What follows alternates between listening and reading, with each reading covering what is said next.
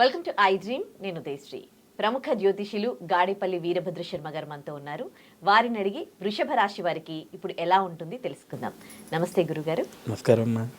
వృషభ రాశి వారికి ఈ ఇయర్ ఎట్లా ఉండబోతోంది?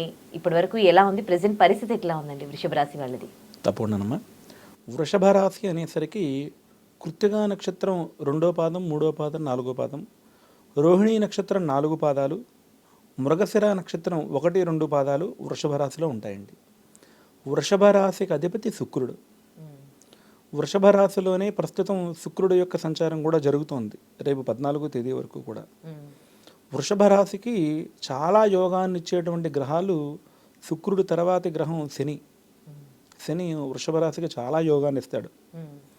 అయితే ప్రస్తుతానికి వృషభ రాశి వారికి 2వ స్థానంలో గురుడు అనేటువంటి గ్రహం నడుస్తోంది.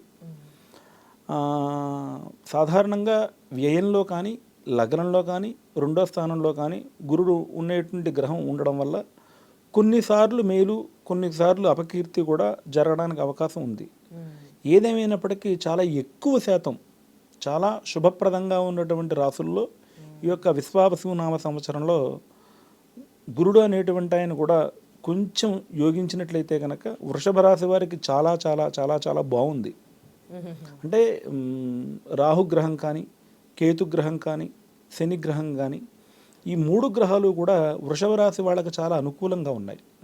అయితే ఇంకా రవి, బుధుడు ఇలాంటి గ్రహాలన్నీ కూడా ఇంచుమించుగా నెలకోసారి మారుతూ ఉంటాయి. చంద్రుడు ఇంచుమించుగా 2.5 రోజులకే మారుతూ ఉంటాడు. గురుడు 2వ రాశిలో ఉండడం కూడా పెద్ద దోషంగా ఏమీ చెప్పలేదు జ్యోతిష శాస్త్రాంతర్గతంగా.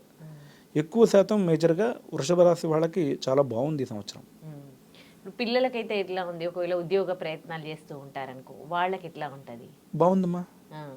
అలా ప్రయత్నం చేయడం వల్ల కూడా వృషభ రాశి వాళ్ళకి అంతా కూడా కలిసి వచ్చే విధానంగానే ఉంది. వృషభ రాశి వాళ్ళకి ఏమి ఇబ్బందులు ఏం లేవు. అంటే మేజర్ గ్రహాలన్నీ బాగున్నాయి. హెల్త్ పరంగా కూడా చాలా బాగుంది. అంటే ఆల్రెడీ ఎప్పుడైనా అనుభవించేటువంటి అనారోగ్యాలు ఉన్నటువంటి వాళ్ళకి ఏమో తప్ప పెద్దగా వృషభ రాశి వాళ్ళకి ఇబ్బందులు అనేటువంటివి ఏమీ లేవు. మనకి ఈ సంవత్సరం కొంచెం బాగున్నటువంటి రాశులలో వృషభ రాశి అయితే చాలా బాగుంది కూడా. మంచి మంచి ఫలితాలు పొందడానికి వాళ్ళు ఎప్పటి నుంచో కూడా చేయలేనటువంటి పనులు, ఇబ్బందులు పడుతున్నటువంటి వాళ్ళు కూడా ఈ సంవత్సరం కొత్త గృహం కట్టుకోవాలన్నా గృహం కట్టుకోవడానికి సంబంధించిన అంశాలు, చదువులో ఎప్పటి నుంచో కొంచెం బాగా ఇబ్బందులు పడేటువంటి వాళ్ళు కూడా ఈ సంవత్సరం చదువుకు సంబంధించినటువంటి పరిస్థితి కూడా అనుకూలించడాలు, విదేశాలు వెళ్ళదలుచుకున్నటువంటి వాళ్ళకు కూడా ఈ సంవత్సరం రాహుగ్రహం చాలా బాగుంది కాబట్టి వృషభ రాశి వాళ్ళకి విదేశాలు వెళ్ళడానికి కూడా సంబంధించినటువంటి అవకాశం చాలా చాలా బాగుంది వృషభ రాశి వారికి. గురుగారు, వృషభ రాశి వాళ్ళకి ఎట్లా ఉంటుంది? ఒకవేళ వృద్ధులు అనుకో, వాళ్ళ హెల్త్ ఎట్లా ఉంటుంది? విదేశాలకు వెళ్ళాలనుకునే వాళ్ళకి ఎట్లా ఉంటుంది?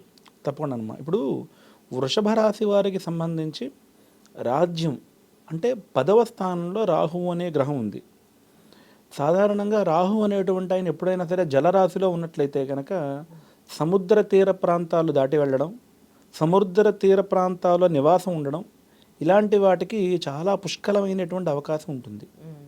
అలాగా వృషభ రాశి వాళ్ళకి శనివత్ రాహు, కుజవత్ కేతు అని చెప్పి ప్రమాణం. అంటే నేను మీతో ఇందాక అన్నాను, వృషభ రాశి వారికి శుక్రుడు ఎంత యోగాన్ని అయితే ఇస్తారో శని కూడా అంతే యోగాన్ని ఇస్తారు అని చెప్పేసి మనం ఇందాక అనుకున్నాం. శని అంతటి యోగాన్ని ఇవ్వడంలో భాగంగా ఇప్పుడు రాహువు అనేటువంటి గ్రహం శని భగవానుడు సంచరించేటువంటి, శని భగవానుడికి ఇష్టమైనటువంటి స్థానాల్లో మకరం, కుంభం ఉంటాయి. ఆ కుంభరాశిలోనే రాహుగ్రహం అనేటువంటిది సంచరిస్తోంది. సో అక్కడ రాహువు కూడా శని ఇచ్చే ఫలితాలే ఇస్తారు. శని ఇచ్చే ఫలితాలు ఇవ్వడంలో చాలా మంచి ఫలితాలు, మంచి యోగకరమైనటువంటి ఫలితాలు వృషభ రాశి వారికి సమకూరుతాయి. అలా ఇవ్వడం చాలా చాలా మంచిది. అంటే ఇప్పుడు వృషభ రాశి వాళ్ళకి ఎప్పటి నుంచో పడుతున్నటువంటి సమస్యల నుంచి వాళ్ళు బయటపడతారు. విదేశాలు వెళ్ళాలనుకున్నటువంటి వాళ్ళు కూడా వెళతారు. ఇప్పటిదాకా విదేశాల్లో ఉంటూ మాకు ఎటువంటి ప్రయోజనం లేదు, మళ్ళీ మేము ఇక్కడికి వచ్చేద్దామా అనుకునేటువంటి వాళ్ళకు కూడా ఈ సమయంలో మంచి మంచి ఉపాధి అవకాశాలు దొరికి చాలా మంచిగా స్థిరపడడానికి సంబంధించినటువంటి అవకాశాలు కూడా వృషభ రాశి వారికి ఏర్పడతాయి. అయితే మీరు ఒక్క విషయం గమనించవలసిన విషయం ఏంటంటే, అయ్యా మాది వృషభ రాశి, మరి మేము ఇబ్బంది పడుతున్నాం అని చెప్పి అనుకునేటువంటి వాడు ఎవరైనా ఉన్నట్లయితే కనుక వారి వారి యొక్క జాతకాంతర్గతంగా, ఇప్పుడు ఉదాహరణకి నేను వృషభ రాశి అన్నాను, ఉదాహరణకు వృషభ రాశి వాళ్ళకి కృత్తికా నక్షత్రంలో 2, 3, 4 పాదాలు ఉంటాయి, రోహిణి నక్షత్రం ఉంటుంది, మృగశిర నక్షత్రం ఉంటుంది అని కూడా అన్నాను. వాళ్ళకి ఏ రాహు మహాదశో, గురు మహాదశో, శని మహాదశో, ఇంకో కేతు మహాదశో ఇలాంటివి ఏమైనా నడుస్తున్నాయి అనుకోండి, ఆ దశలలో పడేటువంటి ఇబ్బందులు ఏమైనా ఉంటే కనుక ఇది తెప్పించడం అనేటువంటిది కుదరదు. జాతకంతో కూడుకున్నటువంటి అంశాలు ఏమైనా ఉంటే కనుక వాటి ప్రకారంగానే జరుగుతూ ఉంటాయి. జననీ జన్మ సౌఖ్యానాం వర్ధనీ కుల సంపదాం పదవీ పూర్వ పుణ్యానాం లిఖ్యతే జన్మపత్రిక. ఇప్పుడు మన నరేంద్ర మోదీ గారు ఒకప్పుడు టీలు అమ్మేవారు అన్నారు. ఆయన ఈ రోజున ప్రధానమంత్రిగా ఇంచుమించుగా 11 సంవత్సరాలు పూర్తి చేసుకుని 12వ సంవత్సరంలో అడుగుపెట్టి చక్కగా విదేశాలు అన్ని చోట్ల కూడా భారతదేశం యొక్క కీర్తి ప్రతిష్టలో రెపరెపలాడుతుందంటే జెండా ఆయన కూడా సాధించినటువంటి కృషి చాలా ఉంది దాంట్లో. అంటే మరి ఆయనది కూడా వృషభ రాశి అనుకోండి ఉదాహరణకి. అంటే వృషభ రాశి వాళ్ళందరూ కూడా ప్రధానమంత్రి స్థాయిలో ఉంటారా అంటే, అంటే వారు జన్మించినప్పుడు ఉన్నటువంటి గ్రహస్థితి ఏదైతే ఉందో ఆ ప్రకారంగా ఉన్నటువంటి స్థితి అంతా నడుస్తూ ఉంటుంది. సో అది తెలుసుకోవాలంటే కనుక వారి డేట్ ఆఫ్ బర్త్ ప్రకారంగానే అవి చూడాలి తప్ప, ఇది గోచారం, ఇది ఈ సంవత్సరానికి సంబంధించి జరుగుతూ ఉంటాయి. ఇది జరుగుతున్నప్పటికీ కూడా వారి జాతకంలో ఉన్నటువంటి బలమైన గ్రహస్థితులు ఏవైతే ఉన్నాయో వాటి ప్రకారంగానే ఎక్కువగా జరిగేటువంటి అవకాశాలు ఉంటాయి. అయినప్పటికీ వృషభ రాశి వారికి ఈ సంవత్సరం విశ్వావసనామ సంవత్సరం చాలా మంచిగా ఉంది. ధన్యవాదాలు గురుగారు. నమస్కారం తల్లి.